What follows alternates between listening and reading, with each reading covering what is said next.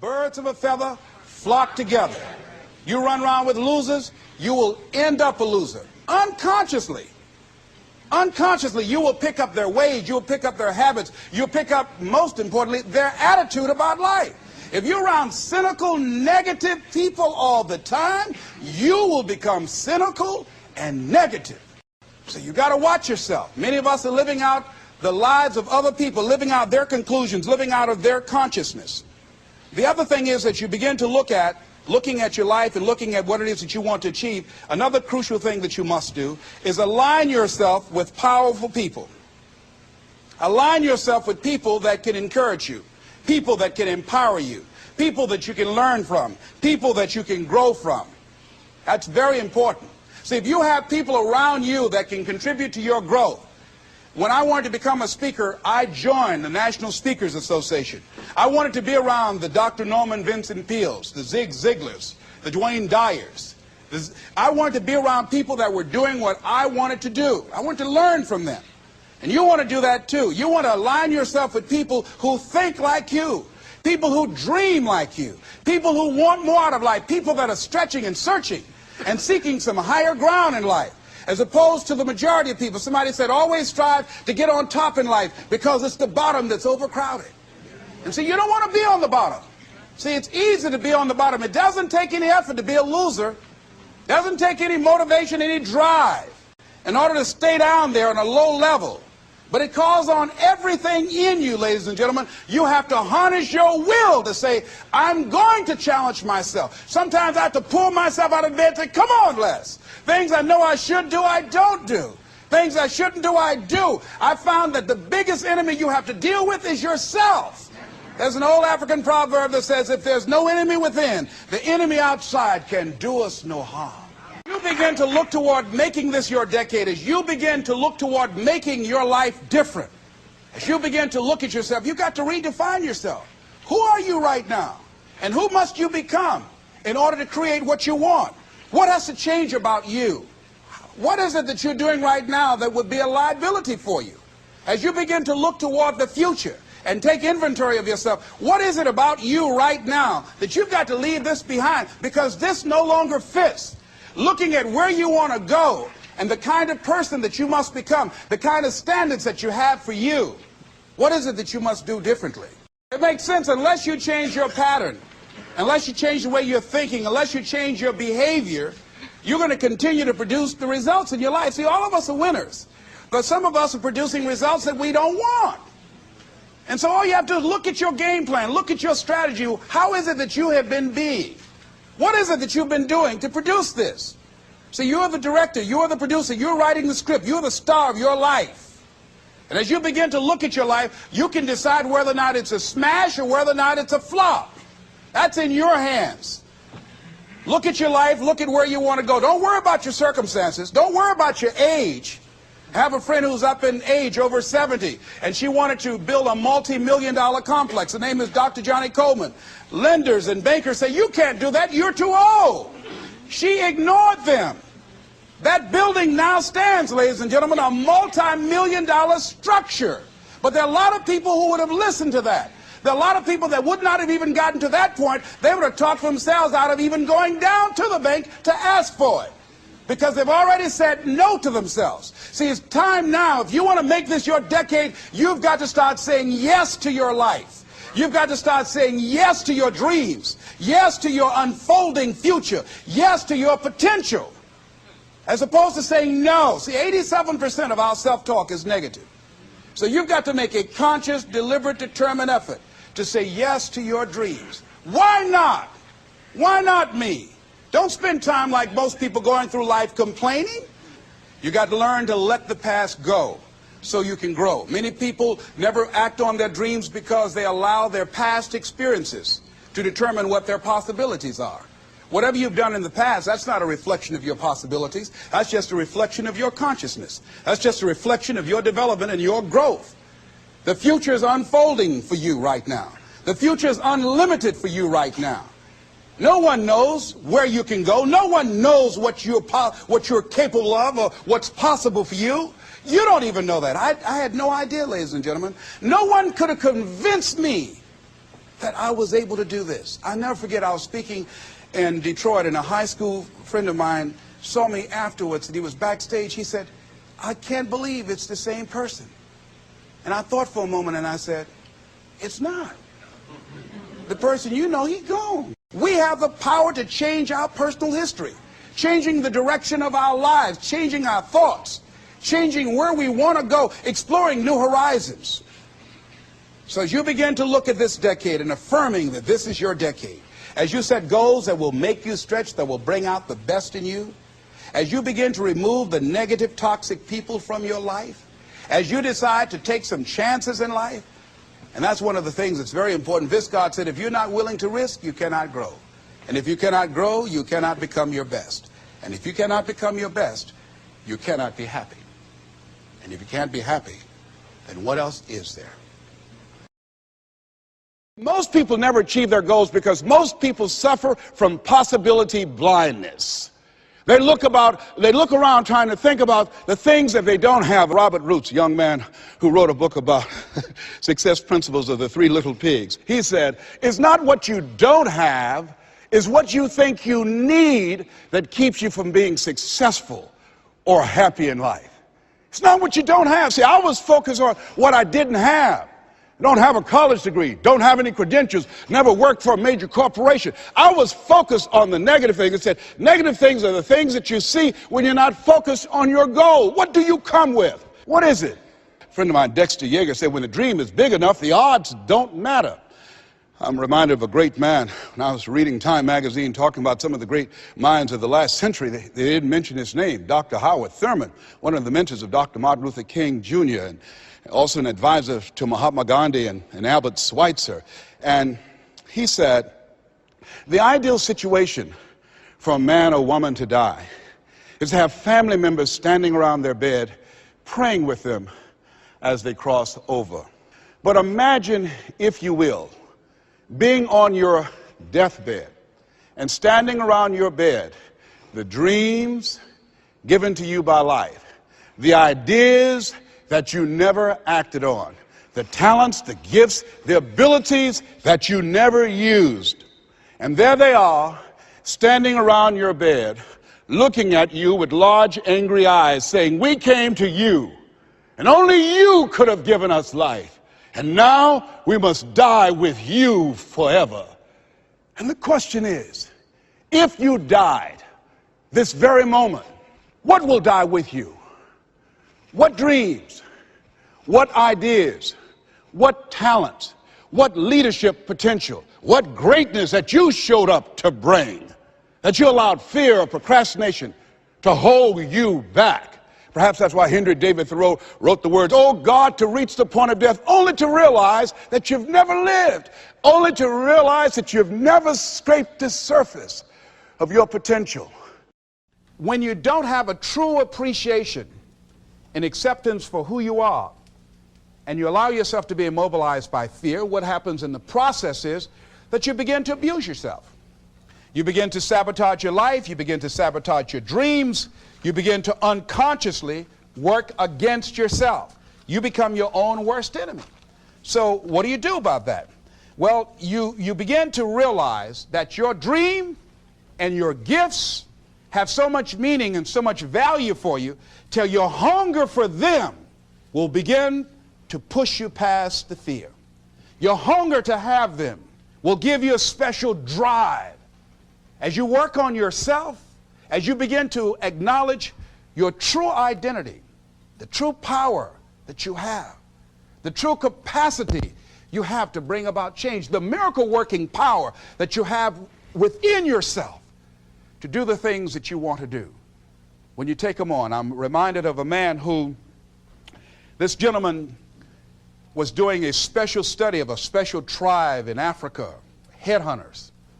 And he had difficulty in developing a relationship with these tribesmen because of the fact that he had fear. He had fear they were going to take his head. So he worked there for a long time with no effort, no progress in developing a relationship and rapport and being able to achieve a level of trust. So finally one night while he was in bed, he was thinking about it. I said, what is it that you came here to do? What is your life work as a missionary? He said, I wanted to study these tribesmen. So what's the worst thing that they can do to you? Kill you. And he just decided, hey, this is what I came here to do.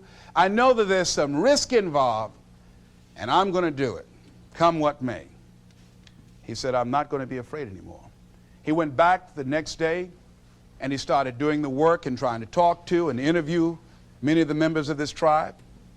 And they began to respond to him. They threw out the welcome mat to him. And years later, when people came to see what his progress was, they asked him, how were you able to do this? How did you convert the relationship from being hostile to that of being positive? And he said something I think has value for all of us.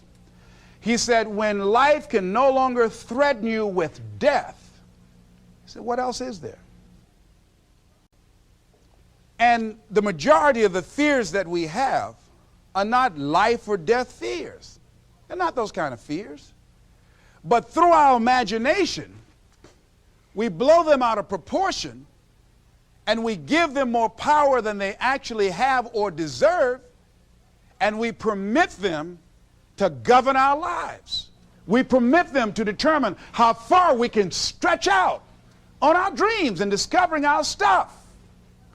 And as we begin to look at ourselves and begin to, wait a minute, just getting to the point as you assess yourself and begin to prove yourself and just say, wait, hold a minute. I've been sweating this out. What's the worst thing that can happen to me on this? Will it kill me? Will I die? Why am I going through all of these changes over this? How much power does this really have? And am I the one that's feeding the power into it? See, a lot of times we allow ourselves to be fed and to be programmed into being afraid. I mean, you watch the news and read the newspaper, you'll be scared to come out the house. Am I right? You'd be afraid. So what kinds of things, what kinds of thoughts are you feeding your consciousness? What kind of things are you putting in your mind that will enable you to either move forward or to justify why you're staying where you are? I remember when I ran for state representative in Columbus, Ohio, and I had a lot of people telling me, and you got to watch not only the conversation within, but the conversation without, telling me, Les, you can't possibly win. You can't do that. And I went down to the legislature, and I saw myself. I knew what I wanted. I saw myself in the chair. I pointed out the chair that I wanted. I used to go and sit up in the galleries and watch the legislative process. I used to go to the committee meetings and listen to legislation being introduced. I learned how to write legislation, how to amend legislation. I started thinking like a legislator, got up every day dressing, thinking like that, selling myself on it, seeing myself in the legislature. Mr. Speaker, I'm the gentleman from the 29th House District. I'd like to introduce a bill. I went in the legislature, walked around. I had the experience of it. And when I ran and won against overwhelming odds, they were shocked. I won the election even before it was held because I was living it in my mind. You want to see yourself beyond your circumstances. You got a challenge, see yourself beyond your challenge. See yourself with the challenge already resolved. And knowing that all is well, seeing yourself in control and in charge of your destiny, being healthy and happy. The next thing is, it is important in the area of motivating yourself, it's important to know why you're doing it. Because that mind will say, why bother? Why go through all this? This is too hard. No, throw in the towel. It's not worth it. Has it ever said that to you before? Here's how you can handle that. Here's how you override that. Write down 5 reasons why you deserve it. Why do you deserve what you want? Why you? Why do you deserve it? What meaning and value will it bring to your life? What's so different about you that you deserve your goal or this goal? And when you write down those 5 reasons, when you have some down moments, and you're going to have them, when that conversation starts talking to you, and it's going to talk to you, what you will do is you can pull that out and read it, and it will build you up. It will be your rod and your staff to comfort you through some challenging moments, because you're going to have some. Life will knock you between the eyes. It will catch you on the blind side, come out of nowhere, stuff you can't anticipate that will knock the wind out of you. You want to give up.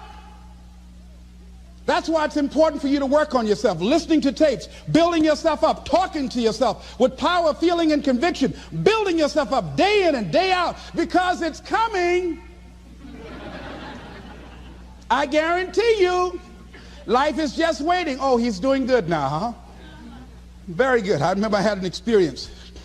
I was pursuing my dream, and that's why you have to work on yourself. You don't know what's going to happen. And I was telling people, I had this big rally I had to do. It was 5,000 people there. And I said, you must work on yourself. If you want a larger vision, you've got to empower yourself continuously, because life will catch you on the blind side. What are some of the self-defeating behaviors that we become involved in that prevent most people from enjoying themselves? Some people develop the what's the use attitude. Why bother?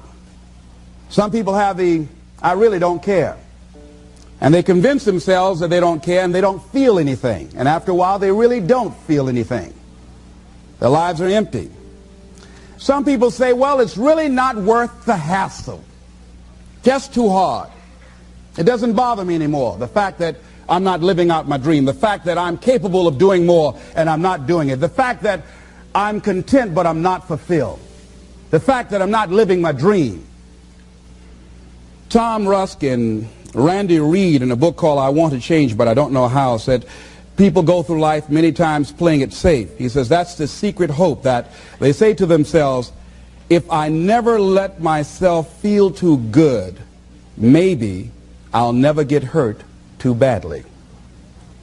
A lot of people don't ever do the things they're capable of doing because they allow themselves to go along with the crowd, following the crowd.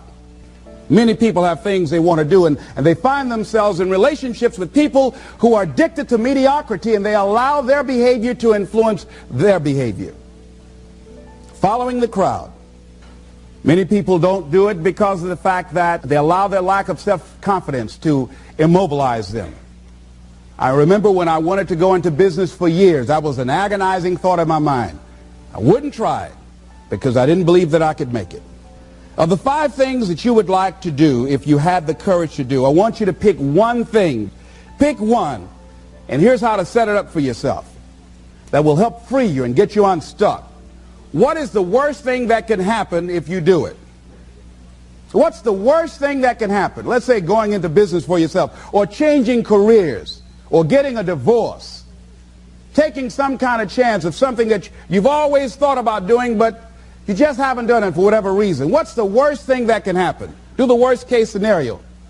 Now, when you do the worst case scenario, you write those things down, the worst things that you fear would happen. When you name your fears, that puts you in control. What are you afraid of? Name it, write it out so you can look at it. Confront that fear. What is it? I'm afraid that things might work out. What else, Les? Well, I've never been in business, okay? What else, Les? Well, I don't have all the help I need. Okay, good. What else, Les? Well, I don't have enough money. All right, good. What else, Les? Well, I don't have a college degree. What else? I'm not as good as those other guys that I've seen up there speaking. Okay, what else? Well, that's all I can think of right now. Okay, good. Now that takes you to the next step. What are the benefits? What are the benefits of your acting courageously, taking life on? Well, part of what happened was that I felt better within myself, and I had a strong sense of self-respect. Going into business for myself, I made a lot of mistakes. Sometimes I was down on myself. I felt stupid. I felt dumb because people who were in business said, why would you do something like that? Well, I didn't know. Boy, were you really dumb. But the other thing is, I had to say to myself, but I did it. I did, even if I made a flop of it, I did it. I took the chance. I took the leap. What are the benefits of your acting courageously? Whatever it is that you've identified. Write the benefits down. And then focus on them. Focus on the benefits. Not on the liabilities. Not on your fears. Focus on the benefits. That which you hold in consciousness tends to manifest itself. Think about how good you feel. Think about the level of increased self-respect, the sense of self-worth that you'll feel. How good you'll feel getting up in the morning, looking yourself in the mirror. because you're taking life on. The other thing is acknowledge your fears and then go into action. This book is called Feel the Fear and Do It Anyway. That's it. See, I believe anybody who's ever done anything, who's ever taken a chance, doesn't mean that they are not afraid. Courageous does not mean being the absence of fear. I think that being courageous is willing to do it because that's what you feel, and you're going to do it anyhow, regardless. So you're not going to be immobilized by your fears or your doubts. You admit, okay, I'm scared to death. Now, okay, what is it that I must choose to do? Go ahead and experience that fear, but don't let that fear immobilize you. In what you've done with your life thus far, is it giving you what you want? Is it giving you what you want? When you look toward the future, when you look at all that's going on out here, is there some place within yourself you say, hey, I know I need to be out there in that arena. I know I can do more than what I've been doing. I know there's some great music that I have within me that I haven't brought out here yet. Is that something that you begin to look at within yourself? See, I say if you look at your life, and if you're not getting what you want, you owe it to yourself to do something differently. If you're on a job, 85%, they say, of Americans go to jobs that they're unhappy. If you're doing something 8 hours a day that you don't like, it's not giving you what you want, it's not giving you a strong feeling of satisfaction and fulfillment, you're miserable, you hate to go there, you're depressed just thinking about it, you're saying the thank God it's Friday song every week, it's giving you headaches just thinking about it on Sunday afternoon after the football game goes off. If that's what it is, you owe it to yourself to start strategically working to change directions. See, but you know what most people will do? Most people will resist change. Most people will fight change as if change would be worse than what they're experiencing. When you're working on a dream, at some point in time, a transition takes place. And the transition is what you are becoming in pursuit of the dream.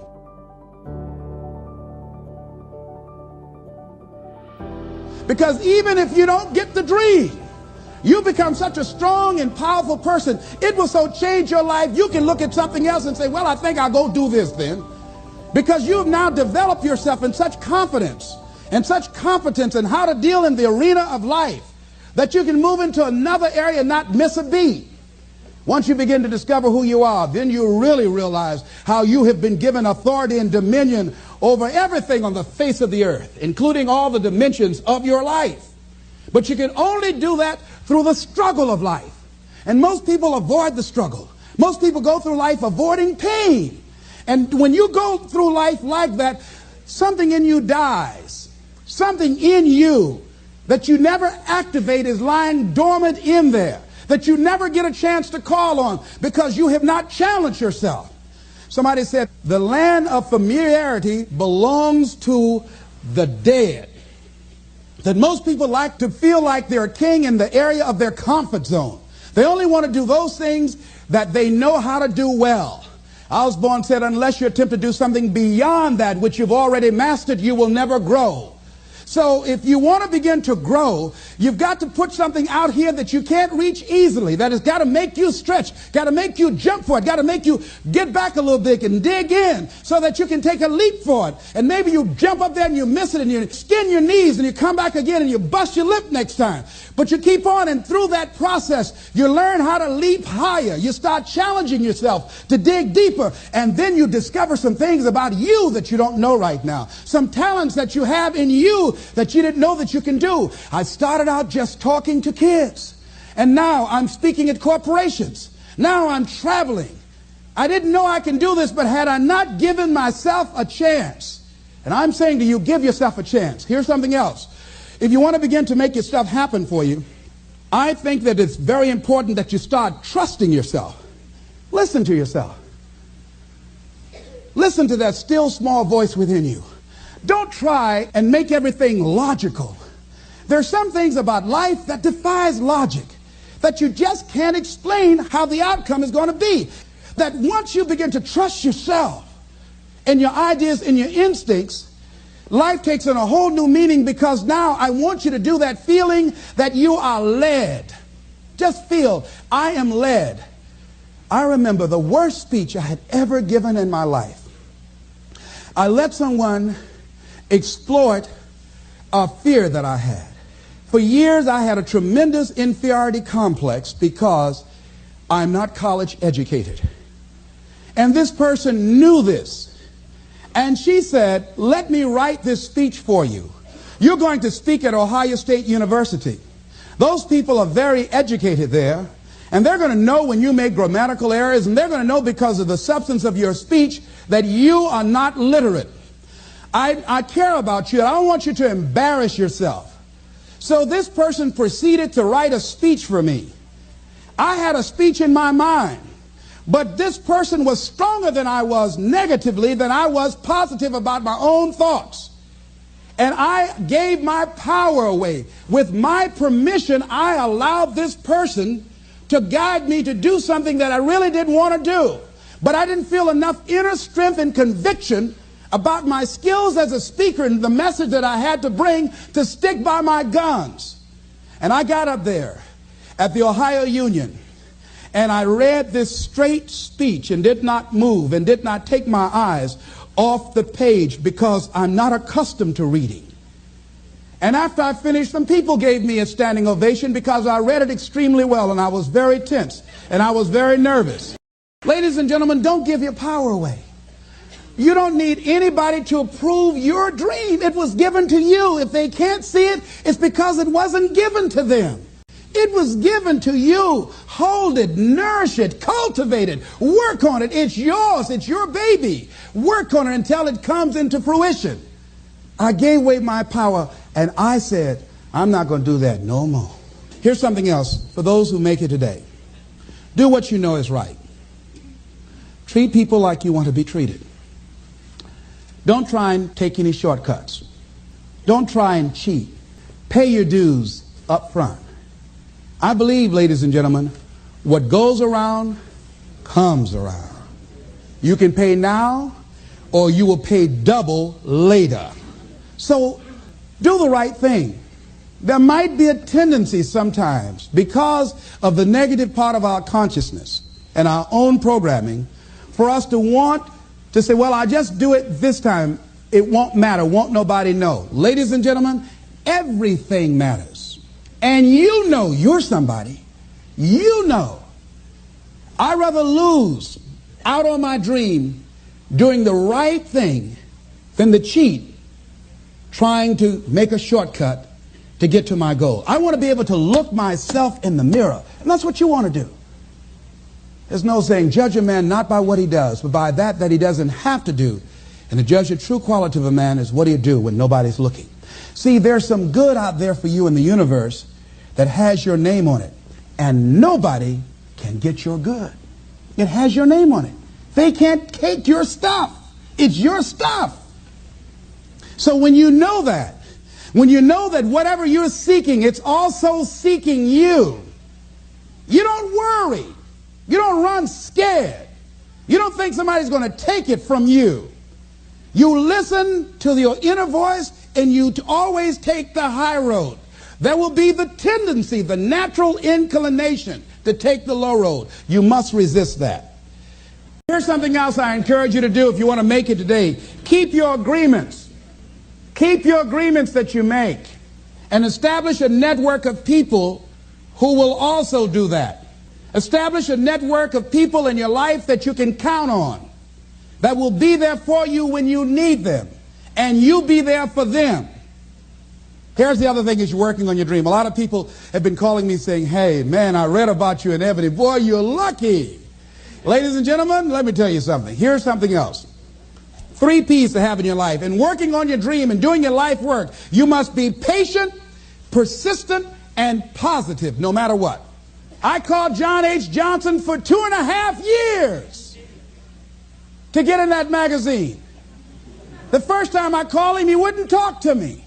Then I was persistent, trying to find out who knew him that could invite me there to meet him or an opportunity to speak so that he could hear me. And I met a guy who worked for him. And I said, hey, I'd like to speak to you guys free. I just want to know, will he be in the audience? They said, yes, good. I spoke and I tried to tear the microphone up. And he said after I finished, hey, young man, you're quite impressive. I'm going to have my staff do an article on you. I said, thank you, Mr. Johnson. And I sent him information on me, Federal Express. And it didn't happen. Waited for a month and it didn't happen. Waited for 2 months. It didn't happen. I started calling every month. Hello, how are you? May I speak to Mr. Johnson? I'm sorry, he's not available. Tell him Les Brown calling. I just want to say thank you very much for the article when he puts it in. I kept on doing it, kept on calling, sending new articles, sending new information on me, kept on upgrading the information on me. Sending him thank you letters. Thank you, Mr. Johnson. I was always positive. I could have gotten negative saying, where did you lie to me? Why you don't tell me you were going to put me in the magazine and you didn't do it? I could have got an attitude. Be positive no matter what. Because when you are negative, ladies and gentlemen, you're sending out negative energy and you're blocking your good. So don't send out any negative energy. Don't take it personal. I didn't care what he thought of me, or the staff, that I was a nuisance to them. They get paid to deal with people like me. See, a lot of people have an idea or a dream and they give up on it. No, don't do that. Work your dream until it gets hot. See, most things don't happen as soon as we think they should happen. The messenger of misery might drop in on you and say hello. Murphy's Law might come by and thump you on the head. Any number of things can happen to interrupt your flow. It's okay. Don't take it personal. Just acknowledge what's going on. It's called life. And keep on working on your dream. Continue to keep on knocking, because this is your life. This is what you love. This is your passion. Step back. Don't judge it. If you judge it, judge not yet, lest ye be judged. Why? Because when you judge it, you invest emotion in it, and that emotion could be anger, and guess what? That hurts you. That doesn't hurt anybody else. One doctor said, the man who angereth me killeth me. And then he allowed someone to egg him into an argument on the floor of the National Medical Convention and suffered a massive heart attack. When you're in a state of anger, you have so much acid in your blood, if they withdrew some blood from you and inserted it into a pig, it would die from the acid. So what do you want to take yourself out early for by internalizing things? Shakespeare said, nothing is neither good nor bad, but thinking makes it so. So judge not according to appearances, but right judgment, and feel that everything is going to work out for you because you're patient, you're persistent, and you're going to be positive no matter what. Don't allow other things or people or circumstances to determine what your reaction is going to be. I was out to dinner with some people, and we had a waitress that was quite discourteous and rude. And the people around me took an attitude about it. I learned how to observe life. I think that in order to overcome life, you've got to learn how to observe it. Just stand back and watch what's going on and choose not to buy into it. I said, excuse me, ma'am. I said, do you know what TIP stands for?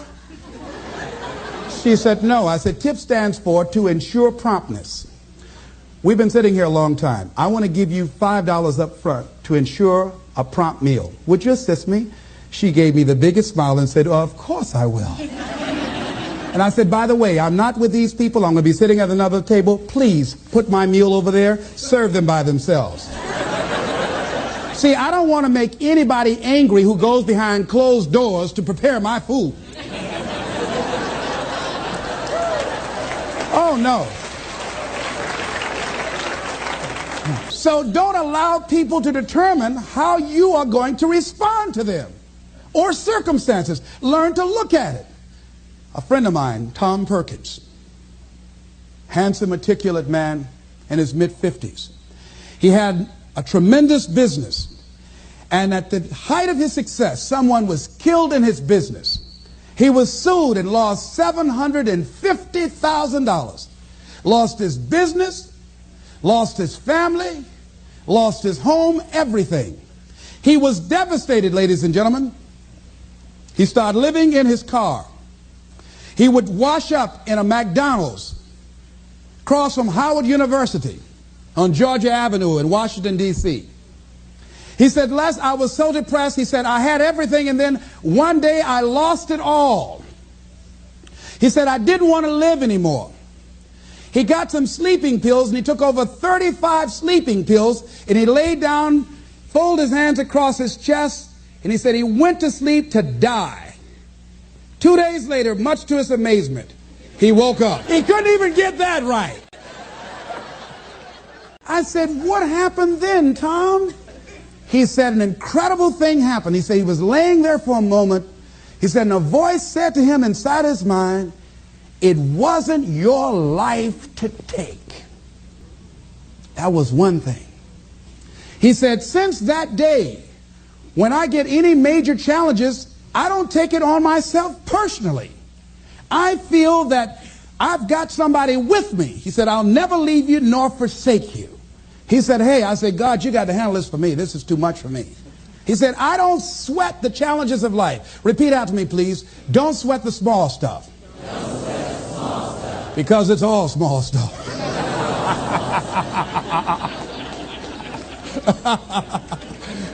See, whatever you're worried about, if someone called you right now and say, listen, you got 2 days to live, I'm telling you, you won't be worried about your bills, ladies and gentlemen. You won't be worried about whether or not somebody loves you or cheating on you because you're about to check out. Okay? So put things in perspective. Here's something else Tommy said that I think is important. He said that the voice also said to him, if you change your ways, I'll give you far more than you ever lost. Look at your life right now. If you want to keep on getting what you're getting, keep on doing what you're doing. You've got to be willing to change your ways. Your life is working. If you don't like what you have produced, you're a director, you are the star, you wrote this script. You produced this, whatever it is. If it's a hit, you produced it. If it's a flop, you produced it.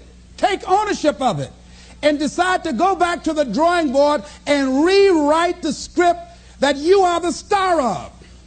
You have the power to do that. On this day, you can declare that I'm going to change. As you look back on your life, you can decide that I don't like what I produced here, and I want higher ground. I want to begin to experience more love. I want to have more adventure in my life. I want something that gives my life a sense of meaning. Ladies and gentlemen, I've been selected to head up a program called Project Life in Chicago, training thousands of kids. And I had the experience, we had our second session this past Monday. And to see these young people when they came in, and to see the young people and the parents and the community volunteers when they went out. One young man from the Cabrini Green housing projects who didn't want to be there, who came up and said, I want you to know I'm so glad to be here. And he said, I'll never be the same again. He said, thank you, Mr. Brown. He said, I just got to go now, but thank you, sir. I'll never be the same again. To see a letter I got from a young man who was in the Cook County Jail where I work on Monday morning. And this young man will not be out of jail for at least 50 years. At least 50 years. They gave him 100 years. This guy has shot at least 60 people that we know of and killed 10 at least. And this letter he wrote, he said, since listening to your tapes, he said, I have not changed, but I feel a different person in me. Over 70% of these young men are in there for murder. We wanted to have a two-pronged attack where we would train people on the outside and train those that are in the jails, because I believe if you cage them like animals and treat them like animals and they're out on the streets every 22 months, they're going to get out and act like animals and go back in like animals. So we said, let's take an approach. This gives me my life. This might be insane. But I felt so good. I believe, ladies and gentlemen, if we can accept the possibility of that this is the decade of consciousness. That's what I believe that this is. The decade of consciousness, if you please.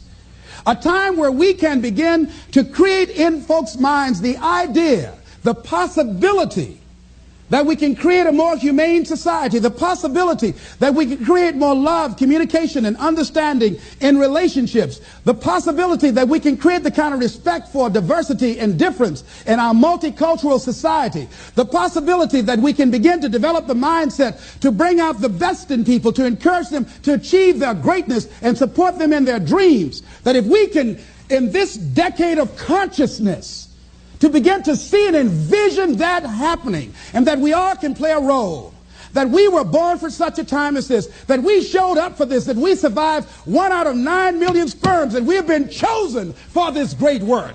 Here's something else to recognize. Wherever you are on the ladder of life, and I was reading in Dr. Norman Vincent Peale's latest book called The Power of Positive Living, which I think is his greatest work, and he has something in there, a section called Comeback Power. Wherever you are in life, ladies and gentlemen, you've got comeback power. I don't care how low you are.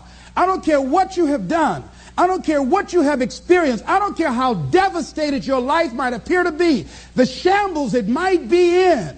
There's a power in you that can enable you to be stronger and better than anything that's out here. One man who came to the training, he was not a kid. And I knew he had a drinking problem. And he was looking at me, and I could smell alcohol on him. I said, excuse me, come here. He said, what is it? I said, let me tell you something. I want you to know you've got something in you that's stronger than that poison you're putting in your body. Do you understand me?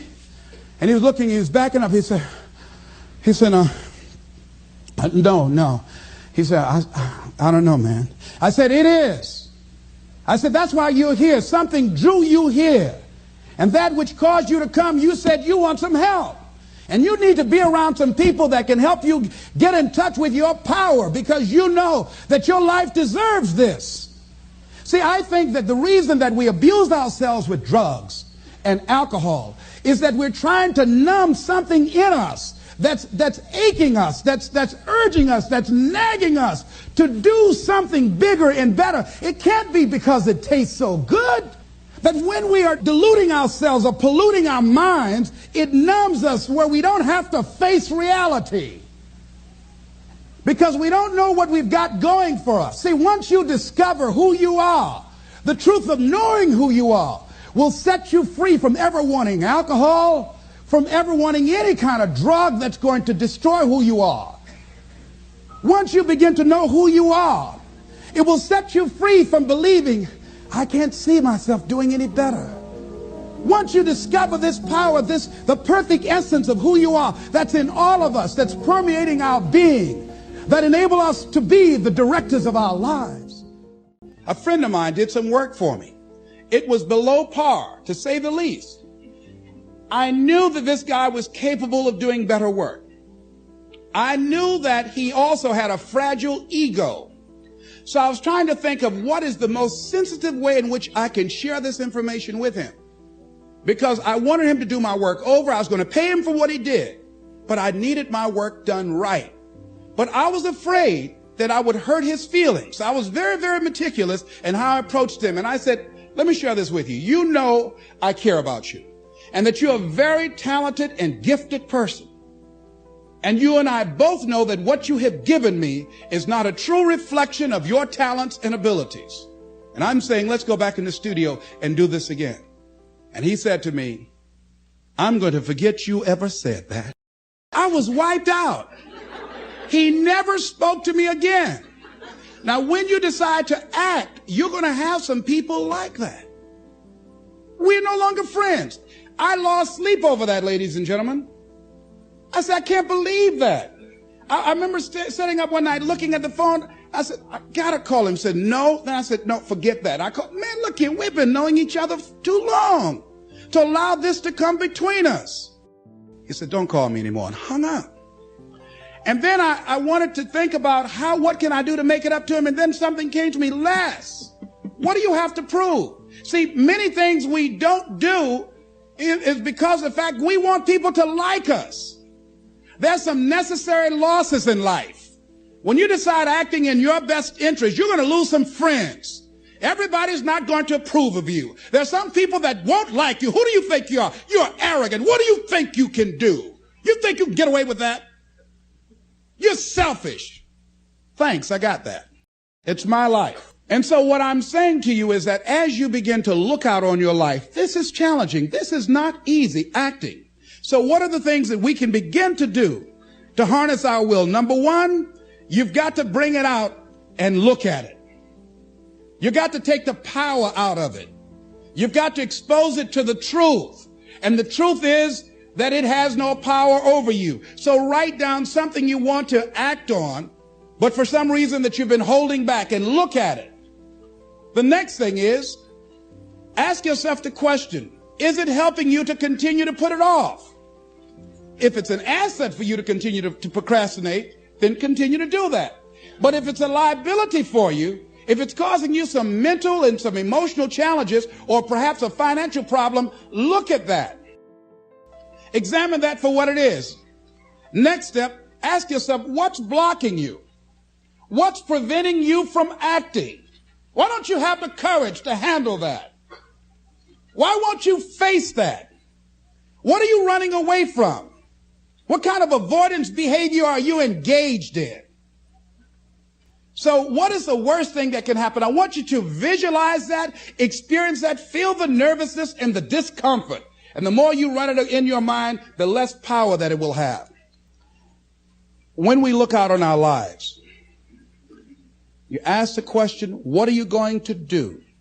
Look at, as you think about this that you know you need to handle, what are you going to do? And then write down 3 strong reasons on why you know you must take action. And be explicit and descriptive in your reasons, because your reasons have power. Your reasons will drive you. When you have doubt, when your faith becomes weak, your reasons will fortify your faith. When you have an inner conversation, say, no, don't do that. Your reasons will become your rod and your staff to comfort you, to take you through those challenging moments. So write down your reasons. And what you will find, that when you decide to act, when you decide to take life on, and let me warn you, it can be painful, it will be uncomfortable, and that's where the growth is. When you're uncomfortable, when you're stretching out, when you're taking life by the collar, you're going to get thrown to the ground again and again and again. But when you have determination, and you know that what you're doing is right, it gives you your life, it gives a special meaning and power to you, you will have some power from on high. You will discover some things about yourself that will begin to electrify your personality. You'll begin to discover some things about you that you don't know you've got. Some people wish they could do better, but some people expect to do better. Where are you on that? Let's look at what are the things we can do to increase our self-approval, our self-appreciation, our self-acceptance. Here's number 1, love yourself. Make caring for you the highest priority in your life. Take care of you. Look out for what truly satisfies you. We're not taught to love ourselves. We're not taught to look out for ourselves. We're not taught to take care of ourselves, to become sensitive to our wants, to our needs, our desires. So make a conscious effort. Make you number 1 priority. Your peace of mind. Your health is more important than your family and any and everybody. Because if you don't have peace of mind, if you don't have your health, you can't serve anybody. Don't neglect yourself. A lot of us, and particularly ladies, have been groomed to be sacrificial lambs, putting their dreams on the back burner in deference to their children's dreams or their husband's dreams or their family's dreams, and forget about themselves, and then become resentful and angry and bitter. So start taking care of yourself, looking out for you. Develop a health plan. Your health is all you got. So start taking care of you. Eating nutritious meals, willing to exercise your body, taking care of this body, loving yourself. So do some good stuff for yourself on purpose. Take some time out for you. I have some good things I do for me. One of the things I enjoy that I do, I take spiritual baths. My assistant introduced me to someone called Sister Sarah, who gave me my first spiritual bath. I never heard of this before. She told me about it. And I said, come on, Regina, spiritual bath. And Sue, my secretary's husband, named Larry, he said, a spiritual bath for $50, I'll give you a spiritual shower. But I play soft music. I've taped some of my favorite music. I burn a candle, and I have different oils that I put in the tub of hot water, and I have flowers that I picked, and I saw Coming to America, with Eddie Murphy. They were sprinkling little flowers on the ground. So it gives me a feeling of royalty.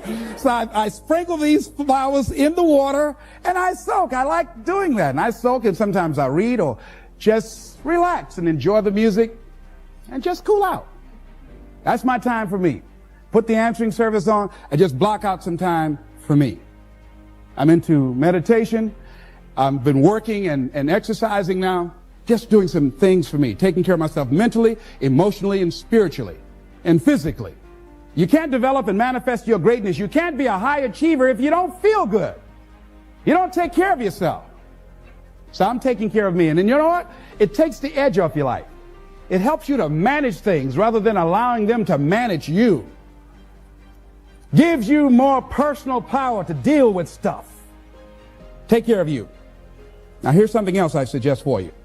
Become aware of what your needs are and develop compassion toward yourself despite your human defects.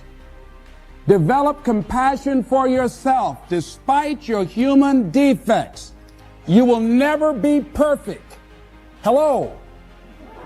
You will never be perfect. You're human. You've made a lot of mistakes. You've done a lot of dumb, stupid things. Guess what? You're not through yet. You're going to do some more. Hurry up and get it over with. It's all right. Got to learn to be gentle with yourself. Make it all right. What you don't know, mistakes that you make. It's okay. Handle it. Learn from the experience. Decide that you are going to, whatever you become involved in, to be upfront, to be true to yourself. Are you getting what you need out of it? And be upfront with people and tell them what you need from them. Don't assume that they know. Don't say, I thought you knew. No, tell people up front, here's what I need from this in order for this to work for me. Be upfront with your stuff. Tell them up front so they're not surprised later on. So your feelings aren't hurt later on. See, if they tell you up front they can't do it, now you know you can keep on stepping. But tell people up front, here's what I want. In order for me to play this game with you, if we're going to dance, this is what I got to get out of it. See, if you don't take care of your needs, guess what? You will always have that nagging song in the back of your mind say, well, when do I get mine? If you take people, and I've told you this, and you expose them voluntarily to things that they are avoiding and are afraid of. You take young people, say they're 16 to 22, and they're not really feeling that good about who they are because their life is chaotic and in disorder and they don't know where they're going. And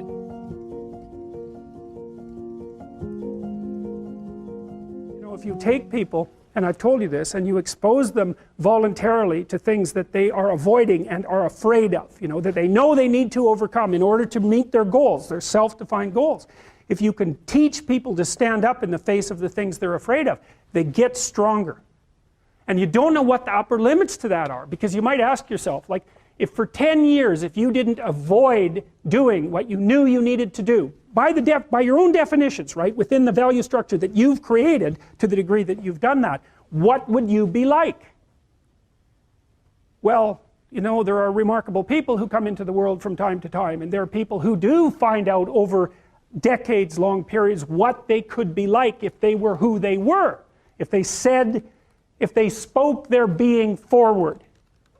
And they get stronger and stronger and stronger, and we don't know the limits to that. We do not know the limits to that. And so you could say, well, in part, perhaps the reason that you're suffering unbearably can be left at your feet, because you're not everything you could be, and you know it.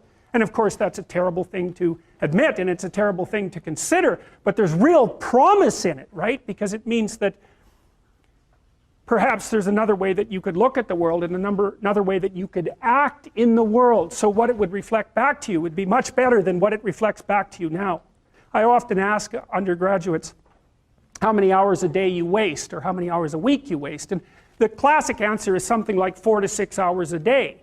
You know, inefficient studying, watching things on YouTube that not only do you not want to watch, that you don't even care about, that make you feel horrible about watching after you're done. That's probably 4 hours right there.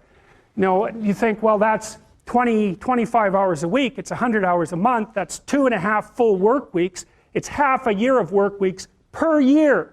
And if your time is worth $20 an hour, which is a radical underestimate, it's probably more like 50 if you think about it in terms of deferred wages.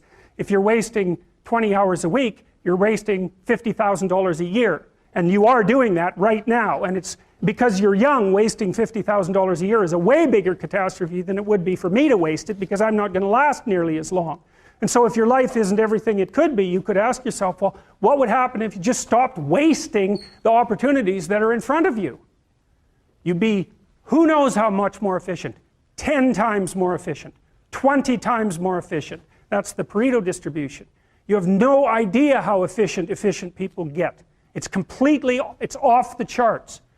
Well, and if we all got our act together collectively and stopped making things worse, because that's another thing people do all the time, not only do they not do what they should to make things better, they actively attempt to make things worse because they're spiteful or resentful or arrogant or deceitful or homicidal or genocidal or all of those things all bundled together in an absolutely pathological package. If people stopped really, really trying just to make things worse, we have no idea how much better they would get just because of that. One of the things psychologists have done for the last 20 years, especially the social psychologists, is push this idea of self-esteem. You should feel good about yourself. And I think, why would you tell someone 20 that? It's like, you should feel good about who you are. It's like, no, you shouldn't. Why should you feel good about who you are? It's like, you should feel good about who you could be.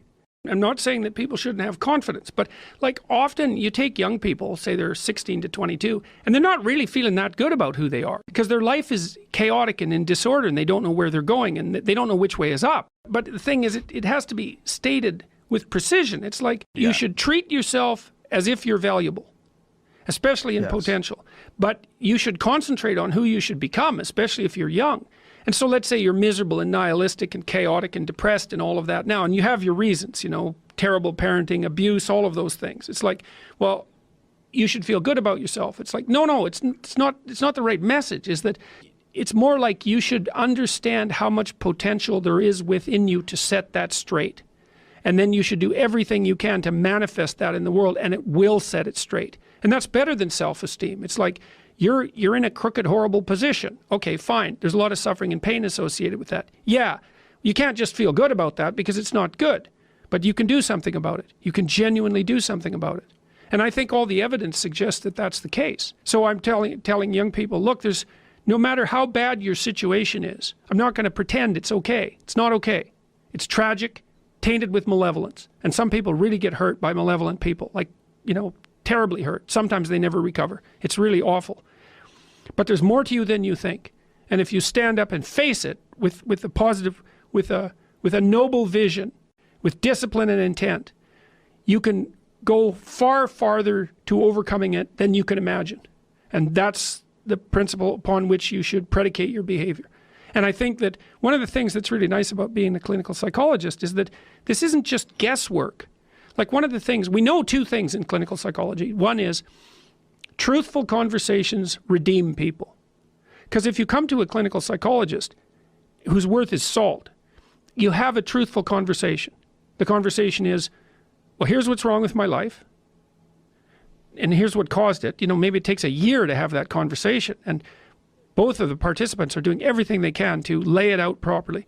Here's how it might be fixed. Here's what a beneficial future might look like. And so it's a completely honest conversation if it's working well.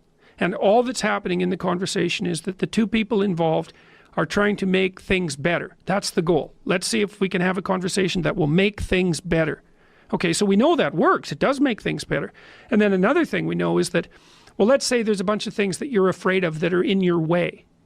So you have some vision about who you want to be. Maybe you have to, you know, you want to be successful in your career, so you have to learn to talk in front of a group. It's like, okay, well, you're afraid of that. It's like, no wonder you don't want to be humiliated. So, okay, so what do we do about that? Well, maybe we first get you to speak in front of one person and then 3 people, you know, for 5 minutes and then for 10 minutes. Like, graduated exposure to what you're afraid of, voluntary graduated exposure to what you're afraid of, is curative. And that's true. It works. The documentation is in. It's how people learn. So to tell people that if you confront the world forthrightly, if you speak the truth, and you expose yourself courageously to those things that you're afraid of, that your life will improve, and so will the life of people around you. Like, as far as I'm concerned, that's as close to undeniable fact as we've got. And it also dovetails nicely with the underlying archetypal stories, the heroic stories. It's like, go out there, find the dragon, confront it. It's a dragon, it might eat you, it's dangerous. But it's worse to cower at home and wait for it to come and devour you. Go out there, confront it, get the gold, share it with the community. It's like, yeah, it's the oldest story of mankind. What could you do to improve yourself? Well, let's step one step backwards. The first question might be, why should you even bother improving yourself? And I think the answer to that is something like, so you don't suffer any more stupidly than you have to. And maybe so others don't have to either. It's something like that. You know, like there's a real injunction at the bottom of it. It's not some casual self-help doctrine. It's that if you don't organize yourself properly, you'll pay for it, and in a big way, and so will the people around you. Now, and you could say, well, I don't care about that, but that's actually not true. You actually do care about that, because if you're in pain, you will care about it. And so you do care about it, even if it's just that negative way, you know. It's very rare that you can find someone who's in excruciating pain who would ever say, well, it would be no better if I was out of this. It's sort of, pain is one of those things that brings the idea that it would be better if it didn't exist along with it. It's incontrovertible. So you get your act together so that there isn't any more stupid pain around you than necessary. Well, so then the question might be, well, how would you go about getting your act together? And the answer to that, and this is a phenomenological idea too, it's something like, look around for something that bothers you and see if you can fix it. So now you think, well, let's say you go into you can do this in a room. It's quite fun to do it just when you're sitting in a room, like a room, maybe your bedroom. You can sit there and just sort of meditate on it and think, okay, if I wanted to spend 10 minutes making this room better, what would I have to do? And you have to ask yourself that, right? It's not a command, it's like a genuine question. And things will pop out in the room that you know, like there's a stack of papers over there that's kind of bugging you, and you know that maybe little order there would be a good thing, and you know, there's some rubbish behind your computer monitor that you haven't attended to for like 6 months, and the room would be slightly better if it was a little less dusty and the cables weren't all tangled up the same way. And like, if you allow yourself just to consider the expanse in which you exist at that moment, there'll be all sorts of things that'll pop out in it that you could just fix. And you know, I might say, well, if you were coming to see me for psychotherapy, the easiest thing for us to do first would just be to get you to organize your room. You think, well, is that psychotherapy? And the answer is, well, it depends on how you conceive the limits of your being. And I would say, start where you can start. You know, if something announces itself to you, which is a strange way of thinking about it, as in need of repair, that you could repair, then hey, fix it. You fix 100 things like that, your life will be a lot different.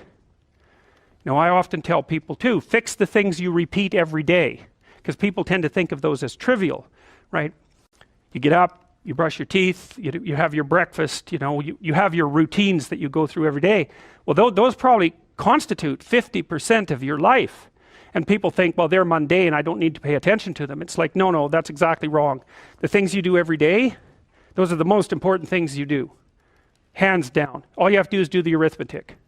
You figure it out right away. So 100 adjustments to your broader domain of being, and there's a lot less rubbish around, and a lot fewer traps for you to step into.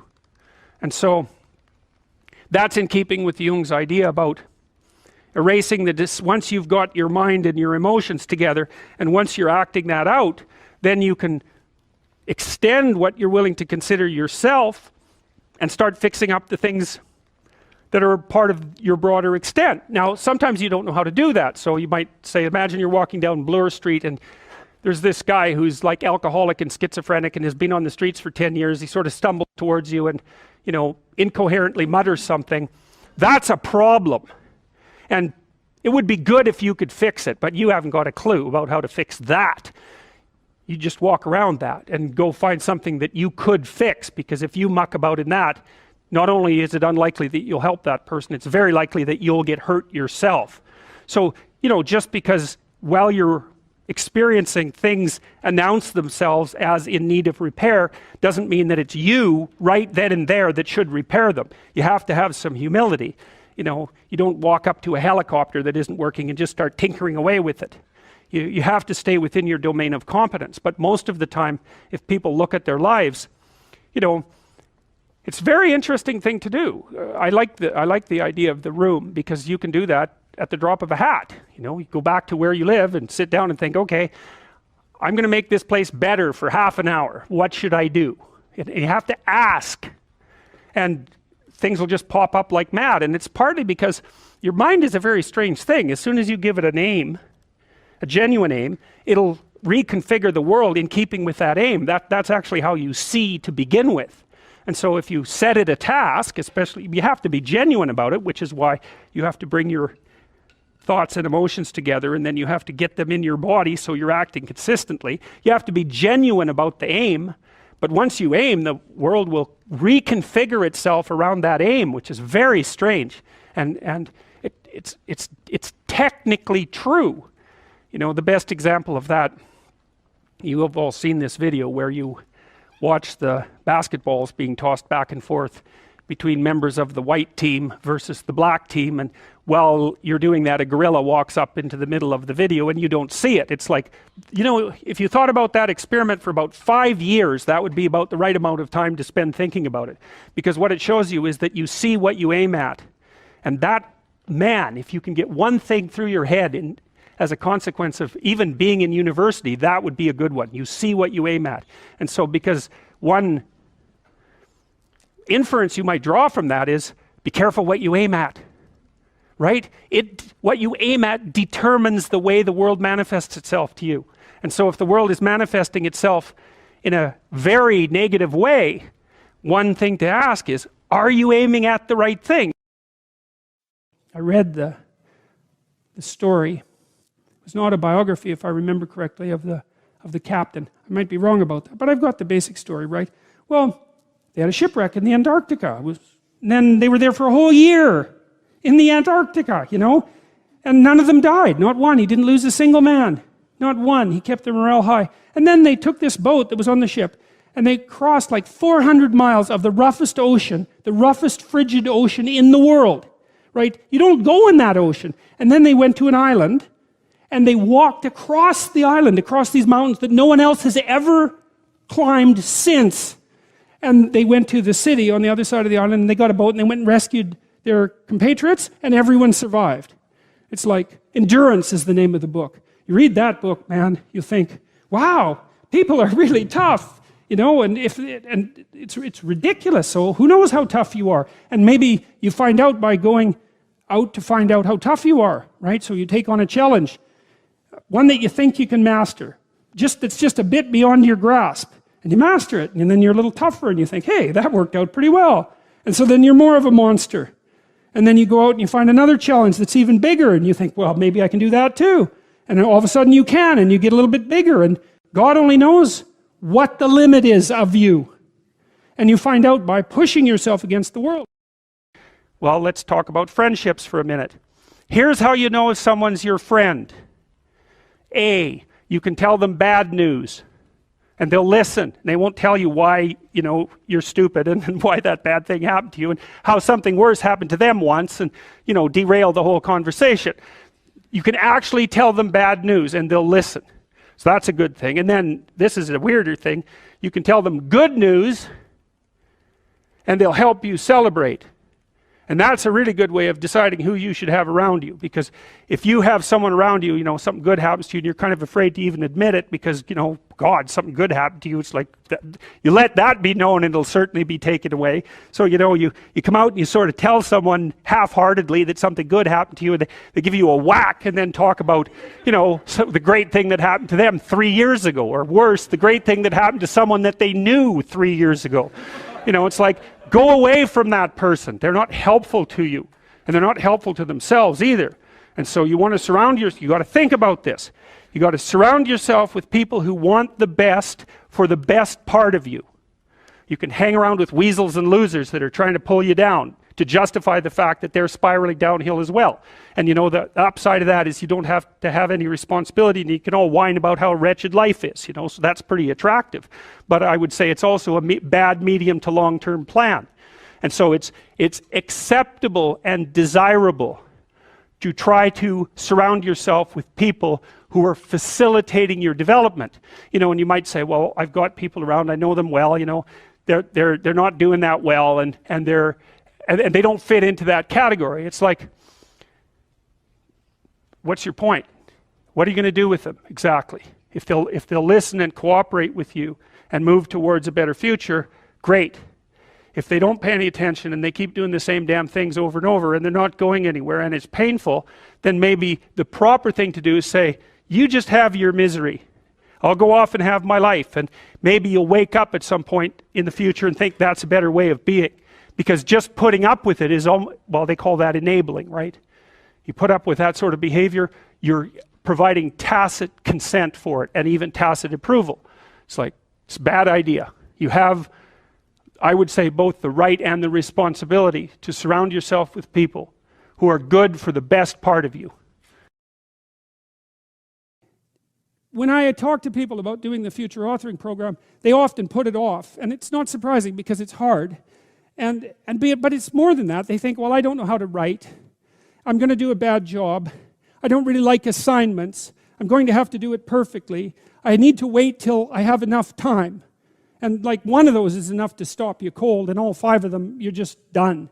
And so I tell people, do it haphazardly, a tiny bit at a time, and badly. Because you can do that. I tell my students when they're doing their thesis, master's thesis, write a really bad first draft. And then we have a little conversation about that because they don't think I mean that. Because it sounds like a cliche in some sense. It's not a cliche.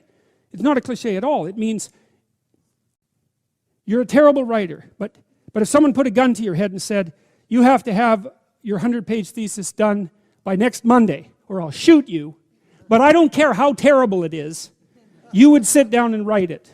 And the thing is, then you have it, right? Then you have something, and then you can fix it. You can iterate and fix it. That bad first draft, that's the most valuable thing, and so that's what you need. You need a bad first draft of yourself.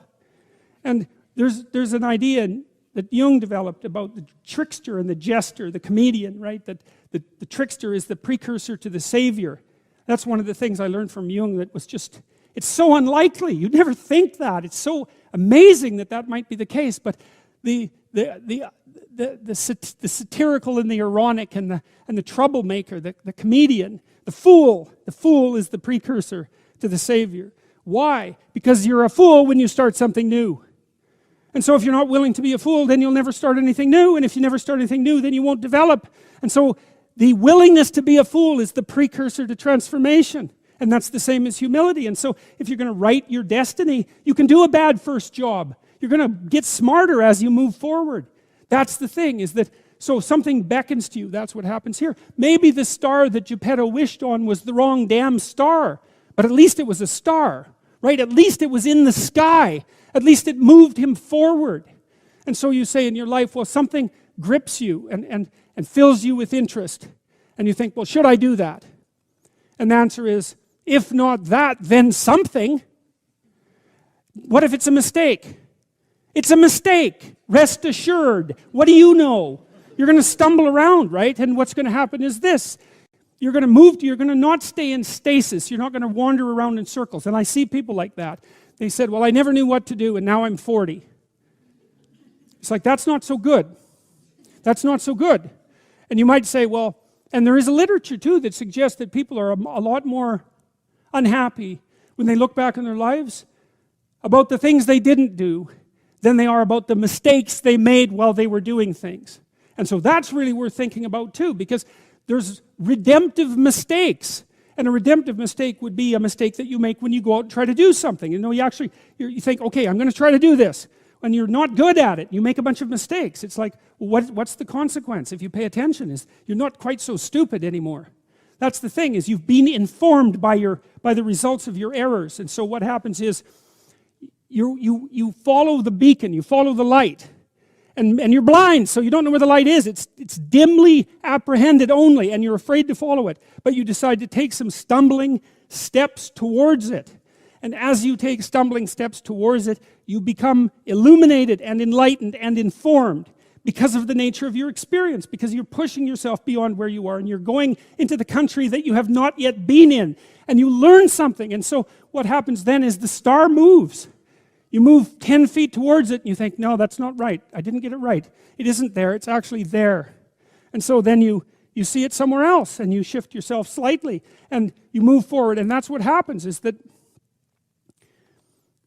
you continue as you change. The thing that guides you forward moves, right? It's like God in the desert in Egypt, the pillar of light that you're following. It's moving.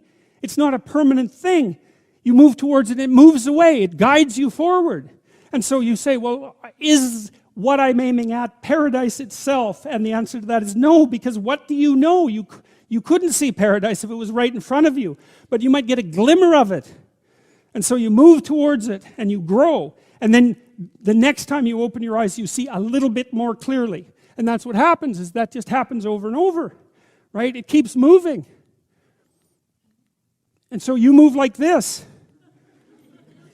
But the thing that's so cool is that all those zigs and zags, you say, and each of those zags and zigs is a catastrophe. I hit a wall, my God, and then I had to die a little bit, and I barely got back up. It's a phoenix transformation at each turn, and it's painful. But the thing is that even though you've traveled 20 miles, let's say, on that road, and you've only moved 3 miles forward, you've moved 3 miles forward instead of falling backwards, because that's the thing too, is that if you stand still, you fall backwards. You cannot stand still, because the world moves away from you if you stand still. And there's no stasis, there's only backwards. And so if you're not moving forwards, then you're moving backwards. And that's more of the underlying truth of the Matthew principle. To those who have everything, more will be given. From those who have nothing, everything will be taken. It's a warning. Do not stay in one place. Well, as you zig and zag, maybe the cataclysm of each transformation starts to lessen. There's not so much of you that has to die with every mistake. And maybe you end up oriented at least reasonably properly. And if you were sensible, that would have been your trip, but it wasn't, right? It's that, and perhaps it's a lot worse than that. Perhaps there's no shortage of backtracking, but it doesn't matter, because as you stumble forward, you illuminate and inform yourself. And perhaps that's partly because the world is made of information, and if you encounter it and tangle with it, then it informs you, and then you become informed, and then you're information, and then you're ready. Well, you should be afraid of taking risks and pursuing something meaningful. But you should be more afraid of staying where you are if it's making you miserable. It's like the first thing you want to do is dispense with the idea that you get to have any permanent security outside of your ability to contend and adapt. It's the same issue with children. It's like you're paying a price by sitting there being miserable. And you might say, well, the devil I know is better than the one I don't. It's like, don't be so sure of that. The clock is ticking. And if you're miserable in your job now and you change nothing, in 5 years you'll be much more miserable and you'll be a lot older. Now, I'm not talking about what makes you happy. It's a luxury to pursue what makes you happy. It's a moral obligation to pursue what you find meaningful. And that doesn't mean it's easy. It might require sacrifice. If you need to change your job too, let's say you have a family and children and a mortgage, you have responsibilities. You've already picked up those responsibilities. You don't just get to walk away scot-free and say, well, I don't like my job, I quit. That's no strategy. But what you might have to do is you think, well, this job is killing my soul. All right, so what do I have to do about that? Well, I have to look for another job. Well, no one wants to hire me. It's like, okay, maybe you need to educate yourself more. Maybe you need to update your curriculum vitae, your resume. Maybe you need to overcome your fear of being interviewed. Maybe you need to sharpen your social skills. Like, you have to think about these things strategically. If you're going to switch careers, you have to do it like an intelligent, responsible person. That might take you a couple of years of effort to do properly. I think it's more important to have an ethos, an ethic. So I have a program, for example, called the Future Authoring Program, which is a writing program that enables people to develop a vision for their life and then to develop a strategy. And so it's based on the idea, imagine that, and it's an extension of the ideas in the book, or at least something along the same lines. The first thing that you want to do is figure out, imagine you were taking care of yourself, like you were someone you cared for, which is rule number 2, by the way, essentially. Then you should figure out, well, if you could have what you needed and wanted, what would it be? What sort of friends would you have? What would your family relationships look like? How would you conduct yourself with your children? How would you educate yourself? You need to think through how it is that your life could be properly arranged if you had that ability. And then you can aim at that. And the funny thing is that if you do posit a goal of that sort and work towards it, you will move towards it. The goal will change because you'll learn things along the way. But I mean, I've dealt with hundreds of people in my clinical and consulting practice, and we set a goal, we develop a vision and work towards it, and things inevitably get better for people. So it's not a luxury, it's difficult. It's a moral responsibility, and it isn't happiness. It's not, the pursuit isn't for happiness. I've dealt with lots of people who have anxiety disorders, you know.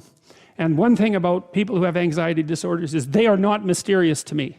I understand, it's no problem for me to understand why people have anxiety disorders, or why they're depressed, or why they have substance use problems. The mystery to me is always why people don't have all of those things at once, because everybody has a reason to be anxious. In fact, we have the ultimate reason to be anxious because we know that we're vulnerable and we know that we're going to die. And how you cannot be anxious under those circumstances is a great mystery. It's a massive mystery. And the same thing applies with regards to depression. And then the same thing applies to some degree with regards to drug and alcohol abuse. As I said last week, there's plenty of reasons to drown your consciousness in alcohol, that's for sure. We could refer to the aforementioned anxiety and depression, not least. And so, and the sorts of drugs that people are prone to take are chemicals that take the affective edge off the tragedy of life. Back to the issue of fear. Abraham is self-conscious, that's what this commentary says, but the thing is he moves forward despite that. He's self-conscious and he knows the danger, but he moves forward despite that. And that's actually the appropriate response in the face of actual non-naive understanding of what constitutes life. Like if you're naive and you move forward, it's like, well, what the hell do you know? You know, there's no courage in naivety because you don't know what there is to stop you. You don't know what dangers you might apprehend.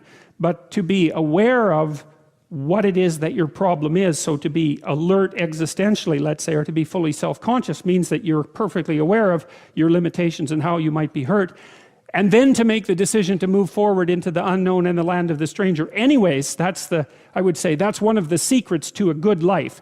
The clinical literature on this is very, very, very clear. What you do with people who are afraid, and to some degree depressed, but certainly anxious, is you lay out what they're anxious about, first of all, in detail. What is it that you're afraid of? What might happen? And then you decompose it into small problems, hypothetically manageable problems, and then you have the person expose themselves to the thing that they're afraid of, and what happens isn't that they get less afraid. That isn't what the clinical literature indicates exactly. What happens instead is they get braver. And that's not the same thing, right? Because if you get less afraid, it's like, well, the world isn't as dangerous as I thought it was, you know, silly me. If you get braver, that's not what happens. What happens is, yeah, the damn world's just as dangerous as I thought, or maybe it's even more dangerous than I thought, but it turns out that there's something in me that responds to taking that on as a voluntary challenge and grows and thrives as a consequence. And there's no doubt about this. Even the psychophysiological findings are quite clear. If you impose a stressor on two groups of people, and on one group the stressor is imposed involuntarily, and on the other group the stressor is picked up voluntarily. The people who pick up the stressor voluntarily use a whole different psychophysiological system to deal with it. They use the system that's associated with approach and challenge, and not the system that's associated with defensive aggression and withdrawal. And the system that is associated with challenge is much more associated with positive emotion and much less associated with negative emotion. It's also much less hard on you, because the defensive posturing system, the prey animal system, man, when that thing kicks in, it's all systems are go for you, you know. The gas is pushed down to the pedals pushed down to the metal, and the brakes are on. You're using future resources that you could be storing for future time right now in the present to ready yourself for emergency. So there's nothing simple or trivial at all about the idea of being called to move forthrightly forward into the strange and the unknown. And there's a real adventure that's associated with that, right? So that's an exciting thing, which is part of the reason why people travel. And then also to see yourself as the sort of creature that can do that, is willing to do that on a habitual basis, is also the right kind of tonic for, I hate this word, for your self-esteem.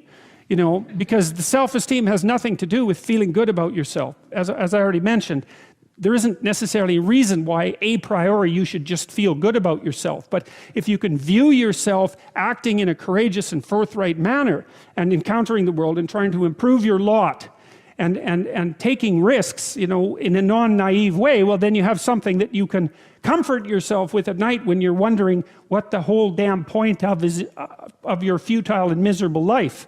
And that's necessary, because it's often the case that you wake up at 4 in the morning, or at least sometimes the case that you wake up at 4 in the morning when things haven't been going that well, and wonder just what the hell the point is of your futile and miserable life. You have to have something real to set against that. It can't be just rationalizations about how, you know, you're a valuable person among others, even though that's true. That's not good enough. You need something that's more realistic to set against that. And observing courage in yourself is definitely one of the things that can help you sleep soundly at night when things are destabilized a little bit around you. Do you have problems in your life that you're not addressing that you could solve? And the answer is yes. And it's an easy thing to figure out. You sit on your bed one morning and say, okay, there's some things that need to be done that I don't want to do, that I could do, that would make things better by the end of the day. What are they? Right? There are things that are within your grasp that you could fix. Fix them. And you'll learn, because it's harder than it looks. Fix them, and you'll learn how to fix things. And then something else will beckon as another problem that you could fix. You know, you all have your problems. What does that mean? Like, there's an infinite number of problems in the world. Some of them happen to be yours. Why is that? I don't know exactly. But you have your problems. Great. Solve them.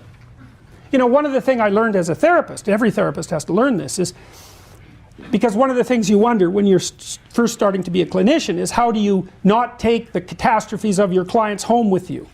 And the answer to that is because it's immoral to. They're not your problems. They're their problems. Like, they're their life. You know, your problems are your life. You don't want to solve someone else's problems for them, because you take away the deep meaning that's to be found in having them work through the problems on their own. And then you steal the credit. Well, I can help you with that. It's like, well, yeah, maybe, but I don't help you with the next problem then. So in any case, you sort out the problems that are right in front of you, and it will make you grow very, very rapidly. And then you'll be able to sort out more complex problems without making them worse. Let's say that you go to a party and you're trying to impress the people that are there, and you're trying to get them to like you. And so you maybe get jabbed at a little bit, and you laugh, and you know, you go along with everyone so that they like you. And then you go home and you're bitterly resentful about the way that you were put down at this party. And that's going to make all sorts of aggressive, I wish I could have said, it's going to make all sorts of aggressive and vengeful thoughts sort of flash through your imagination. Well, the first part of the problem is that you were too much persona, right? You sacrificed yourself in some sense at the party so that people would like you.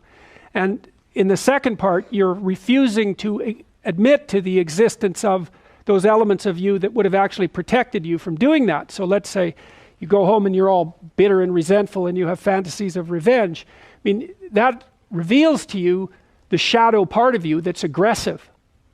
And the thing is, you actually need that, because if you would have integrated that more successfully into your personality, when you went to the party, you wouldn't have had to let people put you down to get them to like you. You know, instead of having a face like this, which says, I'll take anything that's coming my way, you know, you have a face and a stance that's more determined and assertive. And if you manifest that properly, people aren't going to mess with you to begin with. But, you know, you may have already adopted a morality that says, well, I have to be likable, and I shouldn't do anything that causes any conflict, and I shouldn't ever, you know, hurt anybody's feelings. And so you're just to present yourself as a punching bag, and you think that that makes you a good person, but it doesn't. And there's no integration of the shadow in that situation. We're having a conversation. I'm deciding I'm going to listen to you. Right? That's different than how people generally communicate, because usually when they communicate, they're doing something like, okay, we're going to have a conversation, and I'm going to tell you why I'm right, and I'll win if you agree. Or maybe you're having a conversation where, I don't know what you're trying to do. Maybe you're trying to impress the person you're talking to. So you're not listening to them at all. You're just thinking about what you're going to say next. Okay, so that's not this. This is, you might have something to tell me. And so I'm going to listen on the off chance that you'll tell me something that would really be useful for me to know. And so you could think about it as an extension of the Piagetian, you know, Piaget talked about the fundamentally important element of knowledge being to describe how knowledge is sought, the process by which knowledge is generated. Well, if you agree with me and I find that out, I know nothing more than I knew before. I just know what I knew before. And maybe I'm happy about that because, you know, it didn't get challenged. But I'm no smarter than I was before. But maybe you're different than me, and so while I'm listening to you, you'll tell me something I don't like. Maybe it's something I find contemptible or difficult, whatever. Maybe you'll tell me something I don't know, and then I won't be quite as stupid. And then maybe I won't run painfully into quite as many things. And that's a really useful thing to know, especially if you live with someone and you're trying to make long-term peace with them, is they're not the same as you. And their way they look at the world and the facts that they pull out of the world aren't the same as your facts. And even though you're going to be overwhelmed with the proclivity to demonstrate that you're right, it is the case that two brains are better than one. And so maybe 9 of the 10 things they tell you are dispensable, or maybe even 49 out of 50, but one thing, all you need to get out of the damn conversation is one thing you don't know. And one of the things that's very cool about a good psychotherapeutic session is that the whole conversation is like that. All you're doing is trying to express the truth of the situation as clearly as possible. That's it. And so, now, Roger's proposition, and I'll tell you why he derived it, was that if you have a conversation like that with someone, it will make both of you better. It'll make both of you psychologically healthier. So there's an implicit presupposition that the exchange of truth is curative. Well, that's a very cool idea. I mean, it's a very deep idea. I think it's the most profound idea. It's the idea upon which Western civilization, although not only Western civilization, is actually predicated. The idea that truth produces health. But for Rogers, that was the entire purpose of the Psychotherapeutic Alliance. You come to see me because you want to be better. You don't even know what that means necessarily, neither do I. We're going to figure that out together. But you come and you say, look, things are not acceptable to me, and maybe there's something I could do about that. So that's the minimal precondition to engage in therapy. Something's wrong, you're willing to talk about it truthfully, and you want it to be better. Without that, the therapeutic relationship does not get off the ground. And so then you might ask, well, what relationships are therapeutic? And the answer to that would be, if you have a real relationship, it's therapeutic. If it isn't, what you have is not a relationship. God only knows what you have. You're a slave, they're a tyrant, you know, you're both butting heads with one another. It's a primate dominance hierarchy dispute. Oh, I don't know, you're like two cats in a barrel, or two people with their hands around each other's throats. But what you have is not a relationship. So, all right. We may say that the greater the communicated congruence of experience, awareness, and behavior on the part of one individual, that's a reference to the same idea that I was describing with regards to Jung. So let's say, you come and talk to me and you want things to go well. Well, I'm going to have to more or less be one thing, because if I'm all over the place, you can't trust any continuity in what I say. There's no reason for you to believe that I'm capable of actually telling you, I'm capable of expressing anything that's true. So the truth is something that emerges as a consequence of getting yourself lined up and beating all the impurities out of your soul, for lack of a better word. You have to be integrated for that to happen, and you do that at least in part by wanting to tell the truth. The more the ensuing relationship will involve a tendency towards reciprocal communication with the same qualities. So one of the things, I've been quite influenced by Rogers, one of the things I try to do in my therapeutic sessions is, first of all, to listen, to really listen. And then while I listen, I watch, and while I'm listening, things will happen in my head. You know, maybe I'll get a little image of something, or I'll get a thought or a question will emerge, and then I'll just tell the person what that is. But it's sort of directionless, you know, it's not like I have a goal, except that we're trying to make things better. I'm on the side of the person, I'm on the side of the part of the person that wants things to be better, not worse. And so then those parts of us have a dialogue, and the consequence of that dialogue is that certain things take place, and then I'll just tell the person what happened. And it isn't that I'm right, that's not the point. The point is that they get to have an hour where someone actually tells them what they think. Here's the impact you're having on me. You know, this is making me angry. This is making me happy.